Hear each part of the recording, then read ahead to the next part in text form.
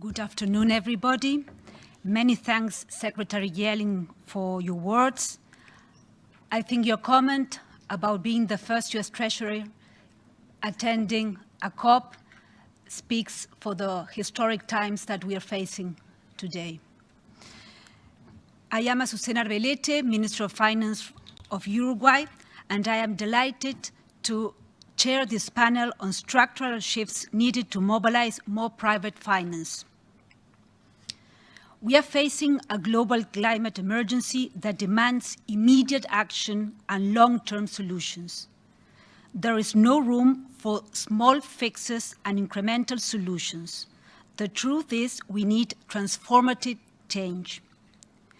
Emerging markets and developed countries, we will need $1 trillion in additional investment annually for decades to build green energy and climate-resilient infrastructure.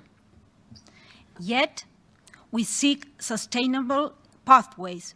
As we seek sustainable pathways, our public sector balance sheets will be constrained in this post-COVID-19 world. I am fortunate today to have a fairly unique perspective on these trade-offs, since I'm wearing two hats at the same time.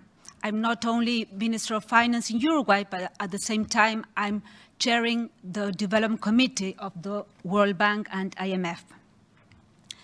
Given the scale of the task at hand, I think it's essential that we need to walk the talk. What we need to do is to walk the talk. Announcements and commitments without action and accountability are mere words. This means at least two things. First, developed countries should strive to fulfill their commitment on deploying the pledged resources, including grants to developing countries to support them in meeting their climate goals. Second, recipient countries, we need to show that we really mean it when we say that we care about climate change. For this, we need credible action. So I intend to use my role as Development Committee Chair to underscore these points and to put forward practical proposals for how this can be achieved by using the power of financial incentives and financial innovation to reward sustainable policymaking. To do this, we need to link the cost of borrowing of countries with their success in meeting climate targets under the Paris Agreement. In particular, countries that live up to their commitments and show good environmental performance should pay lower interest rates, freeing up money to achieve ambitious goals. To develop this idea, the government of Uruguay is pioneering work on designing a sovereign sustainability-linked bond that will explicitly incorporate forward-looking environmental commitments based on our nationally determined contributions under the Paris Agreement. At the same time, as part of the agenda of the Development Committee, I will put forward the mainstreaming of NDCs into multilateral loans and to differentiate lending conditions based on countries' contribution to global public goods and Paris alignment. Commitment needs to be demonstrated, and environmental integrity needs to be rewarded. So, after this introduction, let me introduce my panelists. We have heard some fascinating perspectives and new initiatives on mobilizing the capital needed in the first half of this event, predominantly from donor countries and private sector organizations. So now is the opportunity to hear from recipient countries and the multilateral development banks on the structural shifts needed across both public and multilateral institutions. So without further ado, it gives me enormous pleasure to welcome our distinguished panel. So starting from the left, Mr. Danny Alexander, Vice President of the Asian Infrastructure Investment Bank. Then my colleague, Minister of Finance of Jamaica, Mr. Nigel Clark. From the right, President David Malpass from the World Bank, And next to me is sitting Mrs. Odile Renaud-Bassot, President of the European Bank for Reconstruction and Development. I apologize for my bad French pronunciation and bad English pronunciation as well.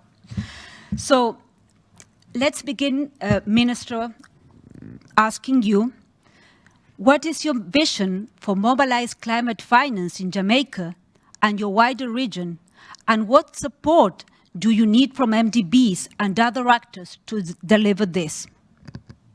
Climate finance can play in green growth, creating jobs and reducing poverty in parallel, provided that the necessary technical support and funding is in place. Then we heard from the MDB colleagues on the actions they have put in place to date and how they intend to step up over the coming months and years. Mr. Malpass talked us through the intention of the bank to develop innovative investment platforms to crowd in new type of investors into emerging markets and developing economies. Mrs. Renaud-Bassot highlighted both internal and external challenges to mobilizing finances, commented on the importance of this new money or new issuance of the presence of the bank in that regard, and commented on there's no single solution, no size fits all in this topic. Finally, Vice President Alexander drew attention to the importance of local capital markets and the role that multilateral development banks can play both in terms of providing expertise and absorbing risk. And I think you said that it's important to look investor as a whole, and the issuer, I would add, as a whole. It's important to see the whole areas that the issuer has and the whole areas that the investor has, and not only one perspective. I think that a common thread that run through all this reflection is the importance of collaboration, as was said and focused by Alexandra at the end. And we heard some very interesting examples of this collaboration, but clearly more is needed if we want to meet our collective goals. In the first panel this afternoon, we heard from the private sector that there is capital ready to flow. Developing countries and emerging markets now need support in accessing this. Multilateral development banks have traditionally focused on lending and are already taking action to deliver against a range of priorities, including the mobilization of finance. But in terms of future collaboration, it will be vital to establish exactly how the multilateral system can mobilize finance that is substantially more private. I look forward very much to accelerating this collaboration and furthering this crucial roadmap as part of the agenda in the Development Committee. So thank you again to all the panelists. And now I will hand over the floor to my colleague, the Minister of Finance of Egypt. I just wanted to be sure he's in the room.